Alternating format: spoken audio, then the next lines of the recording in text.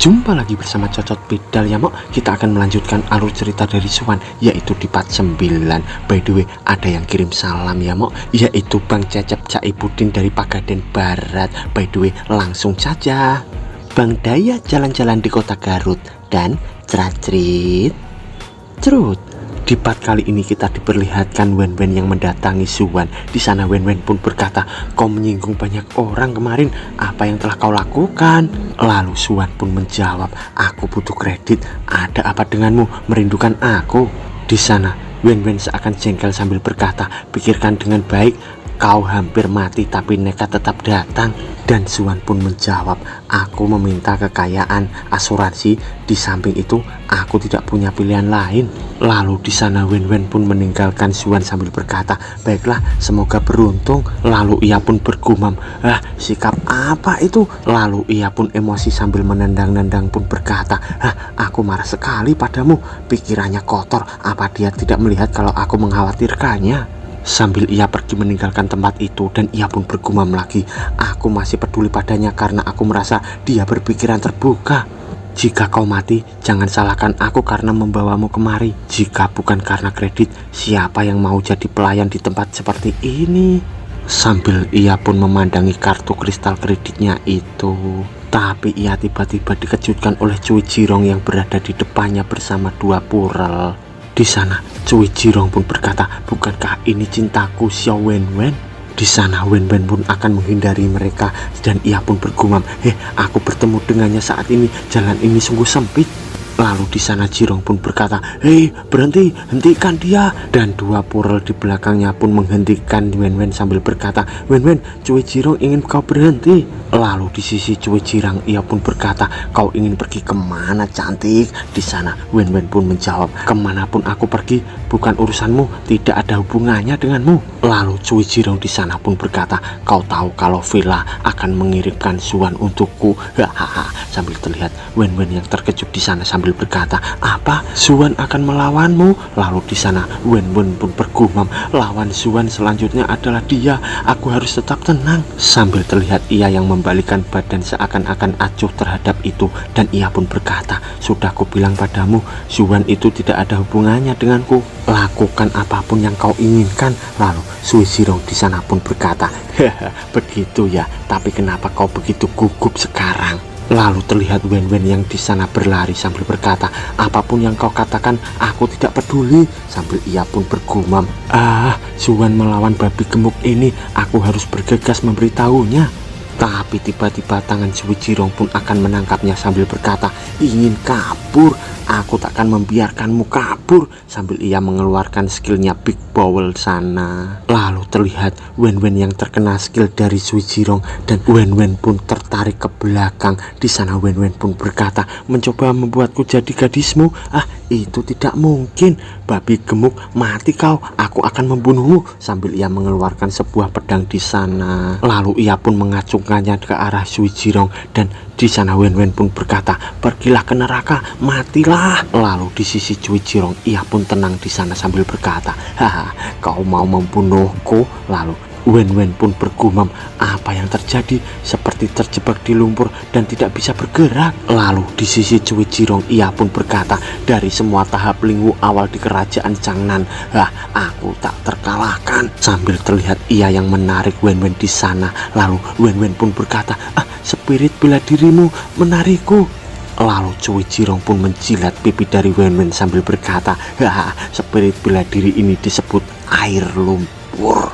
Begitu tertangkap dalam spirit bela diriku, tidak ada yang bisa lepas." Sambil ia memegang pipi daripada Wan-Wan. Lalu Cui Jirong pun berkata lagi, "Bahkan jika mereka di pertengahan Lingwu, mereka hanya bisa berlari melawanku. Konyol sekali kau ingin membunuhku, padahal kau ada di tahap awal Lingwu kan?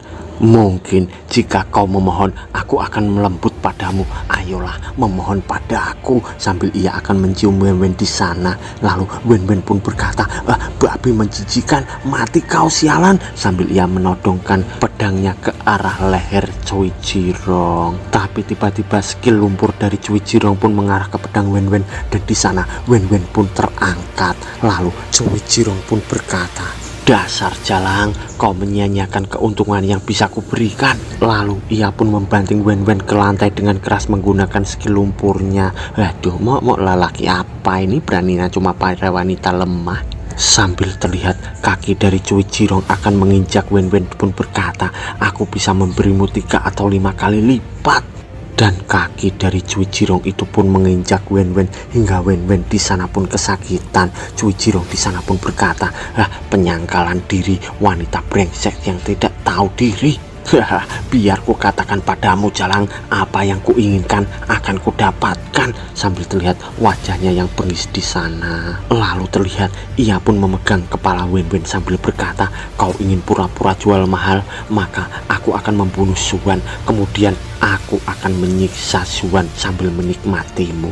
Mari lihat bagaimana kau berpura-pura. Sambil ia melepaskan Wen dan pergi berkata bahwa dia ke ruanganku, siapkan juga cambuk dan air hangat.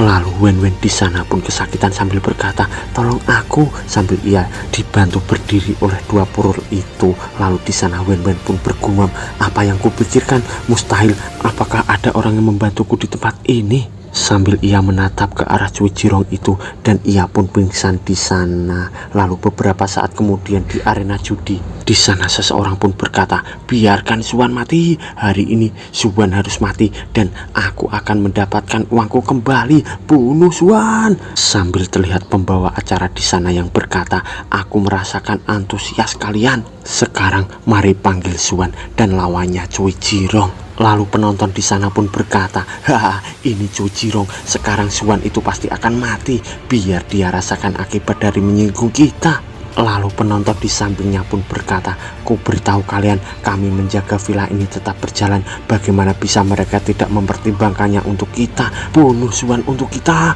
Jai Cui Jirong, beri dia pelajaran. Sambil terlihat Suan di sana yang mengorek kupingnya pun berkata, ya berisik sekali. Lalu di sisi Cui Jirong, ia pun berkata, hei bocah, berpura-pura tenang sampai kau mati, itu menjengkelkan sekali. Sambil ia melirik ke arah Suan sana. Lalu Suan pun menoleh sambil berkata, saat kau melakukan seni bela diri, kau harus tenang. Jika emosi mendominasi otakmu, kau akan membuat kesalahan nanti. Lalu di sisi Cui Jirong, ia pun berkata, oh kau ingin mengajari master ini ya cuy, sambil ia meludah di sana. Lalu Suan pun berkata, semua orang saling belajar, jangan terlalu serius. Lalu Cui Jirong pun menuju ke hadapan Suan sambil berkata, belajar, aku kesini untuk menghancurkanmu, tahu?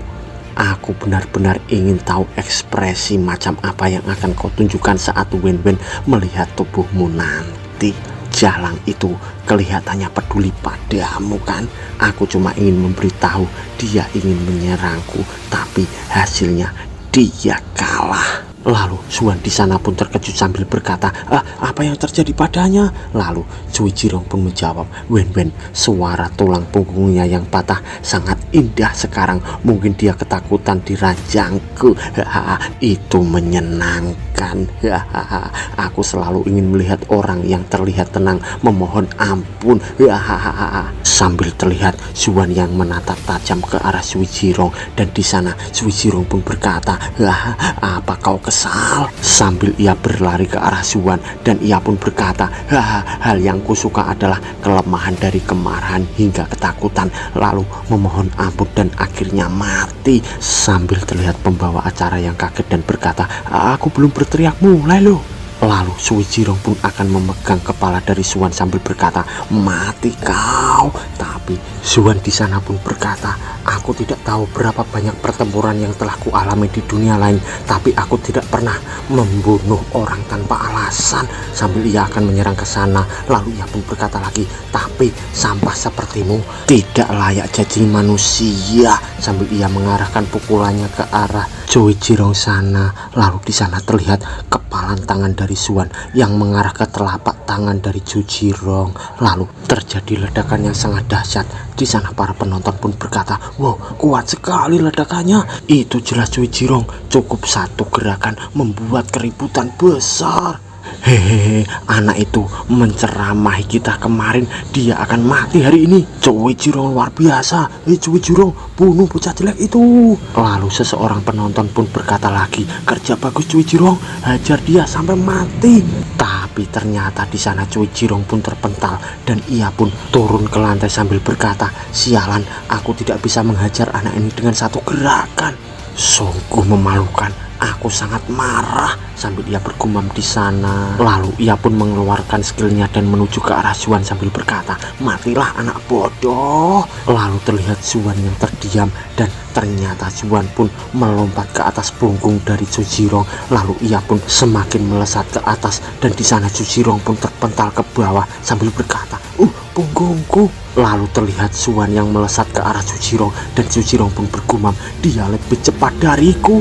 Dan ia pun berkata, sialan, terus menerus tanpa henti. Lalu ia pun mengeluarkan lagi skill lumpurnya dan mengarahkan ke atas. Di sana skill lumpur itu pun mengarah ke arah Zuan, tapi tiba-tiba terdapat beberapa tebasan di sana. Lalu Cui Jirong pun bergumam, bajingan, bocah ini menghancurkan gerakanku.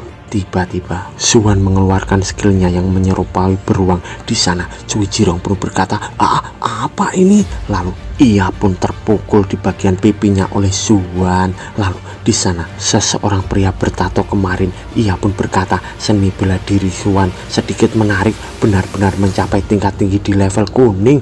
By the way, Momok belum tahu siapa orang ini ya Mok. Sedangkan dari belakangnya Mr. Lu pun berkata, dia hanya di realm Kiwu ke-10, tubuhnya takkan bisa menang melawan level kuning skill seni bela diri lanjutan. Lalu pria bertato pun berkata, salah, dia berlatih teknik tubuh.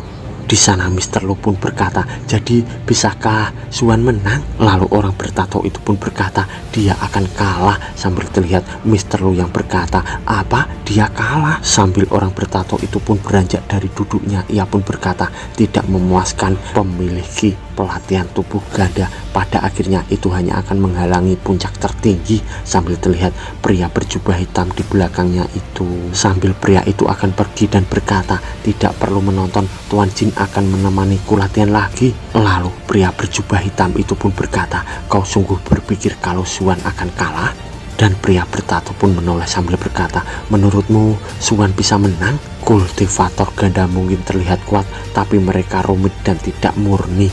Sambil ia melihat ke arah pertarungan itu, lalu ia pun berkata lagi, kelemahan Zuan akan meningkat saat bertarung.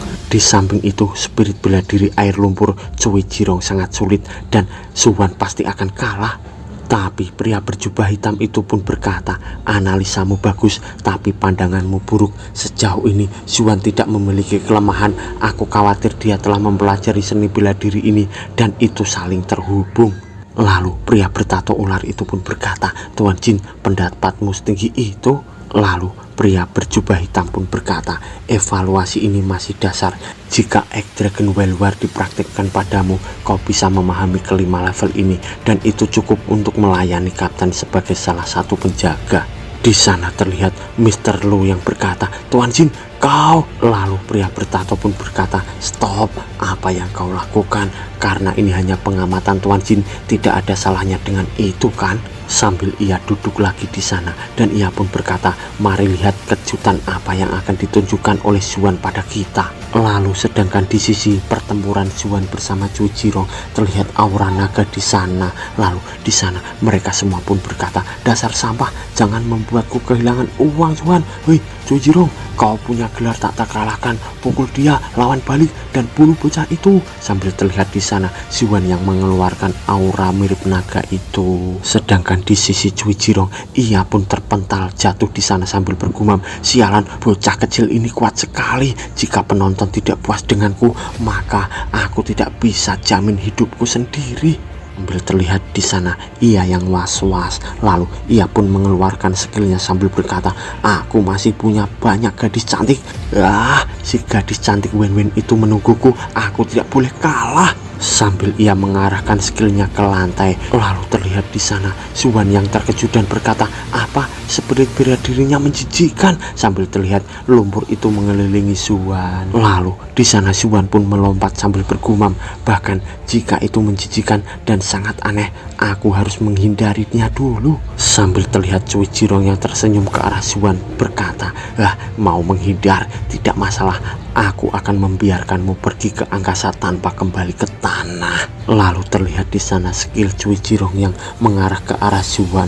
Lalu Suwan di sana pun berkata, "Ini bisa menyebar kemanapun." Dan Cui Jirong pun berkata, "Kau takkan bisa lari. Aku akan menyiksamu perlahan sampai kau mati." Sambil ia pun mengeluarkan banyak lumpur di sana. Lalu Suwan pun terkena lumpur itu dan berkata, "Oh tidak, aku tersangkut." Dan ia pun bergumam, spirit bela dirinya menyerap kekuatanku. Sedangkan di sisi Cui Jirong, ia pun tertawa sambil berkata, "Setelah jatuh ke air lumpurku, jangan harap untuk bebas, kecuali kultivasimu lebih tinggi dariku. Kau hanya sampah." Sambil ia akan menyerang ke arah Suwan lagi. Lalu terlihat telapak tangan dari Cui Jirong pun mengarah ke muka Suwan. Di sana kepalan tangan Suwan pun bersinar. Lalu ia pun berkata, "Ingin nyawaku? Tidak semudah itu, Perguso. Mimpi saja, babi beri." Sambil ia marah di sana. Lalu di sana pukulan dari Cui Jirong itu pun ditahan oleh pukulan Suwan. Terlihat pukulan Suwan itu yang diselimuti oleh aura api. Lalu di sana Cui Jirong pun berkata, "Brengsek, bocah ini menggunakan api untuk menghancurkan spirit bela diriku." Sambil terlihat lumpur itu yang membentuk pusaran. Di sana Cui Jirong pun berkata, "Ingin menekanku? Matamu." Sambil ia mengarahkan serangan lagi ke sana. Lalu Suwan pun mengeluarkan bola api di tangannya dan menyerang ke arah Cui Jirong. Sambil terlihat kedua tangan Suwan pun akan menahan serangan itu hingga keluar dua burung ponik dari belakangnya. Lalu Cui Jirong pun berkata, "Tidak bagus." Dan terjadi ledakan besar di area itu. Lalu di sana Suwan pun bergumam, "Babi gemuk ini bisa menahannya." Sambil ia mengeluarkan sedikit darah di mulutnya. Lalu Cui Jirong pun berkata, "Rilem Kiwu bisa menyerangku. Beraninya kau melukai kulit mulusku." Sambil ia marah di sana. Lalu di sisi para penonton, mereka pun berkata, "Cui Jirong, dasar sampah, cepat habisi dia. Bunuh dia, bunuh Suwan. Aku akan melihat mayat Suwan." Sambil mereka melihat ke arah pertandingan itu. Lalu di sana Cui Jirong pun berkata, "Diam." Lalu matanya pun bersinar dan ia pun berkata lagi, "Aku takkan kalah pada Rilem Kiwu." Dan ia pun mengeluarkan lumpurnya lebih banyak lagi di area itu. Terlihat lumpur itu pun bergejolak dan mengitari tubuh dari Cui Jirong. Lalu ia pun berkata, "Aku akan meledakkanmu, mencapik-capik dan memenggal kepalamu, Suwan." Sambil terlihat serangan itu ke arah Suwan. Dan di sana Suwan pun berkata, "Kau akan membunuh dirimu sendiri." Lalu terlihat Suwan pun mengeluarkan skill bola api di kedua tangannya sambil berkata, "Jika tidak, aku akan membunuhmu hari ini. Banyak orang menderita karena kau." Sambil ia melemparkan bola-bola itu ke serangan dari Cui Jirong. Lalu di sana bola itu pun membentuk sebuah naga. Dan Cui Jirong di sana pun berkata, "Tidak peduli seberapa kerasnya kau bertarung, tidak ada gunanya." Lalu skill dari Suwan itu pun mengarah ke arah Cui Jirong. Naga itu pun melahap skill dari Cui Jirong. Lalu Cui Jirong di sana pun berkata, "Apa sampah ini bisa menggunakan seni bela diri misterius seperti ini?" Sambil ia terbengong di sana. Lalu naga itu pun berubah menjadi naga biru. Di sana Cui Jirong pun terhempas sambil berkata, "Tidak, ini mustahil. Aku Cui Jirong tak terkalahkan." Sambil terlihat lagi sesosok naga biru itu pun menyerang ke arahnya. Lalu tiba-tiba terlihat tetesan dari lumpur Cui Jirong. Di sana Suwan pun terdiam. Lalu terlihat Cui Jirong yang tubuhnya pun mengecil dan gosong. Lalu penonton di sana pun berkata, "Apa? Cui Jirong terbakar? Oh sialan, aku kehilangan uang lagi." Lalu di sana seseorang penonton lagi pun berkata, "Ya, ini tidak sama seperti yang dijanjikan. Villa harus memberikan penjelasan." kenapa Suan masih tetap hidup? Sambil terlihat Suan yang meninggalkan Sui Zhirong di sana yang gosong, Suan pun berkata, sialan, orang-orang itu berisik sekali. Sekarang aku menggunakan teknik itu, tapi kenapa aku ragu? Jika aku tidak melakukan itu, aku pasti sudah mati sekarang. Sambil ia melihat ke arah tangannya yang berotot dan berasap. Lalu di sisi pria yang bertato ular itu pun terkaget dan berkata, hei Tuan Jin, tekniknya dilakukan Suan barusan, apa itu? Lalu Tuan Jin pun berkata, Suan menggunakan seni bela diri Huan Ji dan hanya beberapa gerakan yang ditunjukkan. Lalu pria bertato itu pun berkata, seni bela diri Huan Ji berkembang secara progresif dan kultivasinya sederhana dibandingkan Wild Dragon War X, tapi kekuatannya tidak di bawah dirinya. Lalu pria berjubah itu yang bernama Tuan Jin pun berkata, kau pikir seni bela diri Huan Ji mudah dipelajari? Jangan serakah. Lalu di sana pria bertato naga pun berkata, terima kasih banyak telah mengingatkanku, tapi jika tidak aku khawatir akan menemui hambatan. Lalu Tuan Jin pun berkata, tidak masalah, wajar serakah pada seni bela diri Huan Ji. Wild Dragon of War dilatih sampai ekstrim, kekuatannya tidak lebih buruk dibanding keahliannya. Lalu pria bertato pun berkata, aku akan mengikuti ajaran Tuan Jin. Lalu Mr. Lu pun berkata, Tuan, penonton di luar sangat ribut. Di sana pria bertato pun berkata, apa orang-orang ini cuma sampah, rusuh, siapapun yang berani bergerak akan kubunuh. Biarkan para penjaga mengaturnya dan siapapun yang melanggar aturan akan dihukum berat. Lalu Mr. Lu pun berkata, baik, aku mengerti Tuan.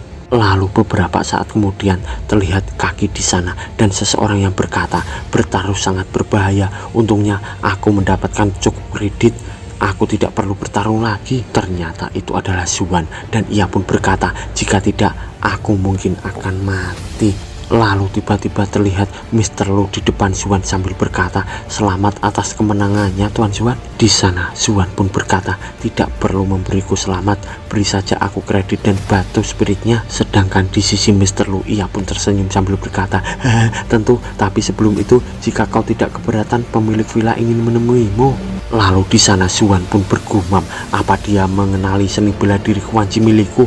Dalam hal ini aku mungkin juga akan mengambil keuntungan darinya. Lalu ia pun berkata, Tuan Lu, aku masih harus menyelamatkan Wen Wen yang ditangkap oleh Sui Zhirong. Lalu Mr. Lu pun berkata, tidak perlu khawatir, aku akan menyelamatkannya, kau pergilah ke pemilik villa.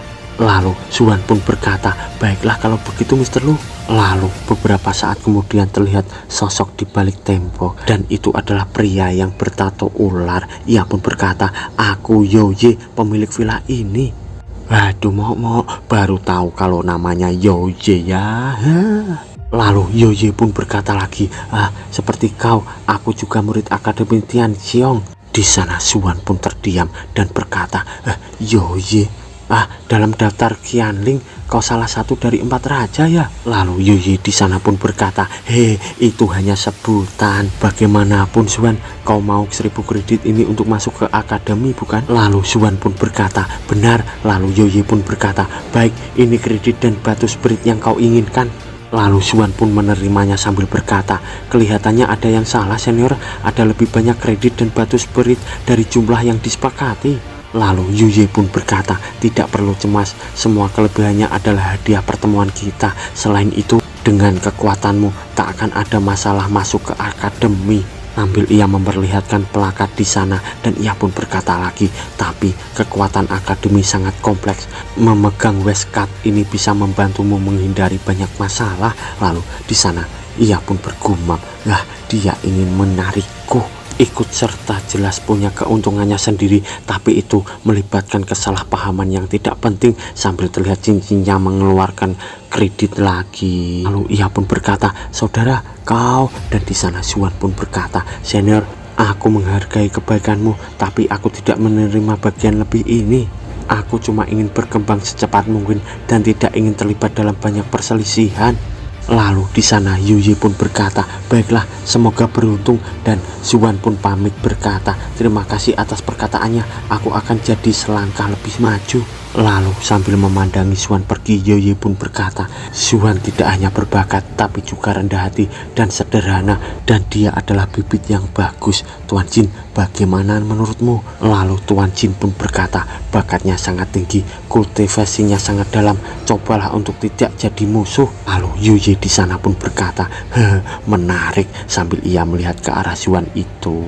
Lalu beberapa saat kemudian terlihat Xuan yang mendatangi gunung God Voice. Lalu terlihat air terjun di sana, tapi tiba-tiba dari belakangnya terdapat pusaran angin, dan di sana Xuan pun akan menyerang pusaran angin itu. Tapi ternyata pusaran angin itu adalah Tetua Lupeng. Di sana Xuan pun terkejut, dan Tetua Lupeng pun berkata, pengerasan tubuh tingkat 10 sangat berbakat, sambil ia memegang tangan Xuan. Lalu di sana Tetua Lupeng pun berkata, kau terluka, luka di tubuhmu disebabkan oleh amarah yang berlebihan. Siapa itu? Seseorang yang berani melawanku di Changnan. Sambil terlihat ia marah di sana. Lalu ia pun berkata lagi, aku belum pernah membunuh siapapun dalam beberapa dekade ini. Sambil terlihat ia yang emosi karena muridnya disakiti oleh seseorang dan bersambung, mo.